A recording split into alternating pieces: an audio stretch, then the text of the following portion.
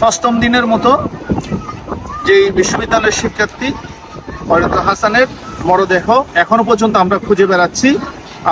কক্সবাজার জেলা প্রশাসনের সার্বিক তত্ত্বাবধানে বীজকর্মী এবং সিসিএফ লাইফগার্ডের সদস্যরা পশ্চিম দিক থেকে যেহেতু পূর্ব দিকে বাতাস বইছে, সে কারণে সমুদ্র উত্তাল, আমরা মনে করছি যে ভাসমান অবস্থা থাকলে কিনারায় পৌঁছাবার একটা সম্ভাবনা রয়েছে। তাই আমরা দুটি বিচ বাইক যুগে নাজিরার টেক থেকে একদম গিয়া পর্যন্ত ইনানি বিচ পর্যন্ত যতগুলো বিচের কেন্দ্রিক আছে এই জায়গাগুলোতে আমরা তন্ন করে খুঁজছি। আমাদের উদ্ধার অভিযান না পাওয়া পর্যন্ত, শিক্ষার্থীর মরদেহ না পাওয়া পর্যন্ত আমাদের উদ্ধার অভিযান চলমান থাকবে।